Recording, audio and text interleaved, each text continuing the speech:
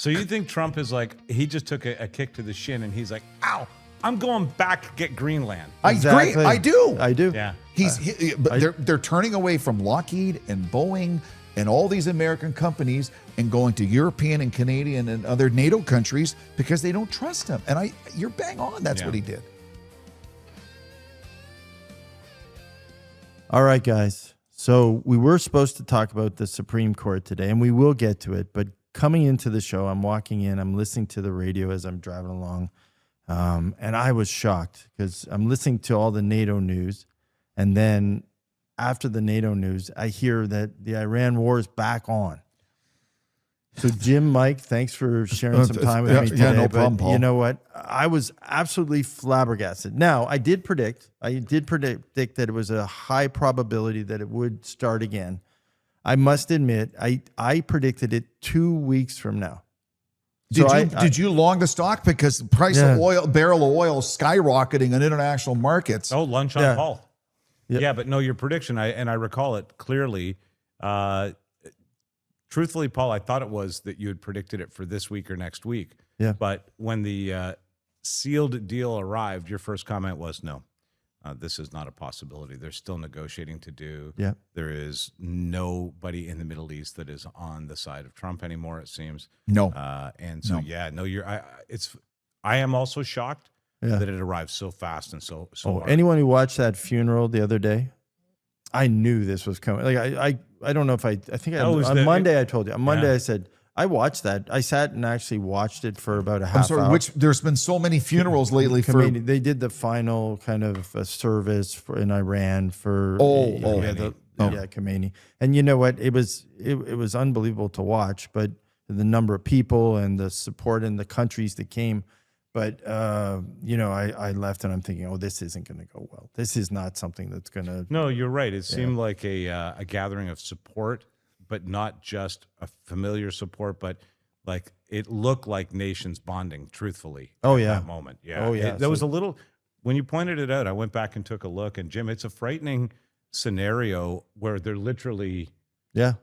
And here's the rub, the whole thing as you led off with it, Paul. Trump's disapproval in America is clocking in at 59%. And so who are the people standing shoulder to shoulder with Donald Trump? They're not at NATO. They're not on the world stage. They're not in the Middle East. He's out there on an island. Yeah, he is. But, the terrible thing is, and I'm trying to figure out from his perspective, given his approval rating being so low, is this something that actually... again, we're coming up to midterms. The approval ratings going low. Starting the war machine, does it help him or hurt him at this point? Hurts him. It's summer vacation. Americans, the only thing they look forward to, a lot of Americans get 2 weeks in the summer. They go camping. They go on an RV. So now all of a sudden the price of gas, and they do it in gallons in America, goes up $1 a gallon because of this. You think they're going to like that? They can't afford to go to the campground with their family? Well, it's interesting. So on the, like I mentioned before that, I'm listening to his comments at NATO. So, and I'm like, and that was before I read the news on what was happening in Iran. And here we go again. We're back on Greenland. So we're back on Greenland and taking control. And he basically attacked, the other 32 nations at NATO and said, listen, you didn't support me in Iran. You didn't support me to take over Greenland. I still want Greenland. I'm in Turkey to tell you today, you got to give me Greenland. So Denmark, move over. We got to do a deal here because I really want this to happen. And I was like, wow, this is crazy. We're back on this conversation again. Does he read his own briefings from his own Pentagon? The United States has rights to a NATO base in perpetuity in Greenland. They have a base there in Thule. They can expand it if they want. I think to Paul's point, he was there saying, NATO, listen, I'm not dealing with you anymore. I'm going after this deal. I don't care. I think he does not care all that much about a NATO opinion and really has never cared about NATO. He feels that NATO is stealing from the U.S., that U.S. props up. Now, he feels that NATO is an extension of the U.S. that he doesn't really want to participate in. And what I got from that was him saying, no matter what you think, no matter what the deals are, we're the world force, and this is what we're going to do. Think about what NATO's done the last 3 weeks. en masse, all the NATO countries skipped over the Boeing wedge tail made in America to the Saab Global which will be made in Canada and Sweden.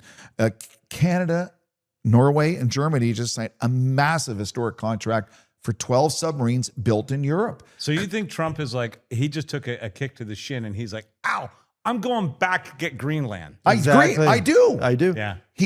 But they're turning away from Lockheed and Boeing and all these American companies and going to European and Canadian and other NATO countries because they don't trust him. And you're bang on. That's what he did. Oh yeah, well that announcement. So the great show you guys did. Please watch it on submarines. And as soon as that show was going off, I'm thinking, oh, that's not going to go good at NATO tomorrow, like right away. And I honestly, I was surprised we got through the evening yesterday evening. I thought, oh, maybe I'm wrong.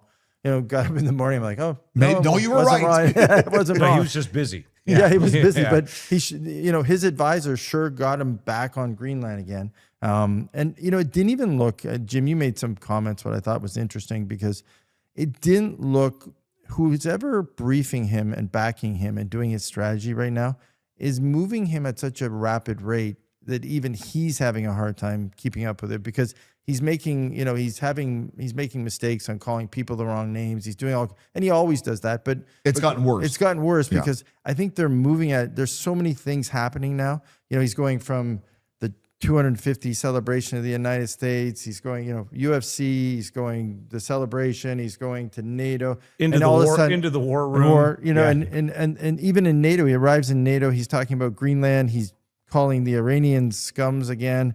And then all of a sudden, he's sitting there and he's saying to the Ukraine, I'm going to give you my Patriot defense system against Russia.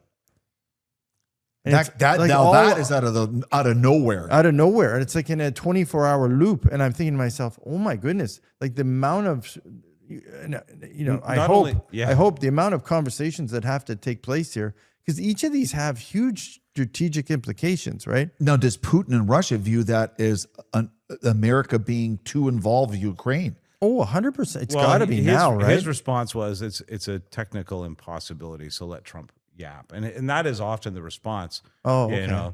Okay, he says he can do this, but the undertaking of a Patriot system that close to Russia becomes a real installation. Unless they put it at the Polish border back from the front lines. That's what they're saying they would do. Now, okay, they would do it. However, the range of the Patriot could easily knock out planes and drones headed for Kyiv from the Polish border because they're that sophisticated. Interesting. Yeah, that is interesting. If I was Putin, I would just be, I have to admit, that one almost sounded like a dart thrown at the wall. There's no way Zelensky or his handler saw that coming. No, they probably went, oh, great. Okay. Well, right. Did you see he commended him for doing such a fantastic job, Zelensky, who he's not gotten along with very well. No. All of a sudden, he's backing him and he's in the game.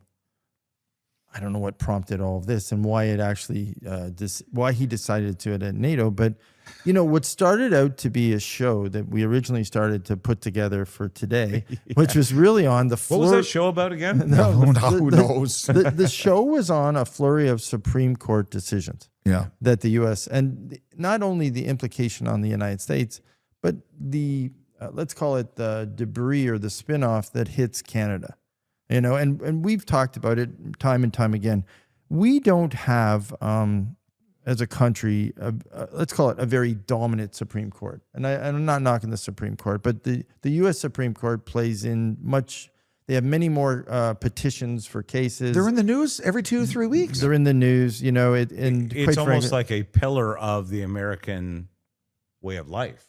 Well, it's interesting. Democracy. It's the complete opposite in Canada. I asked Christoph, I said before the show, I said to him, please, and it's funny. I mentioned I had lived in the U.S. for many years.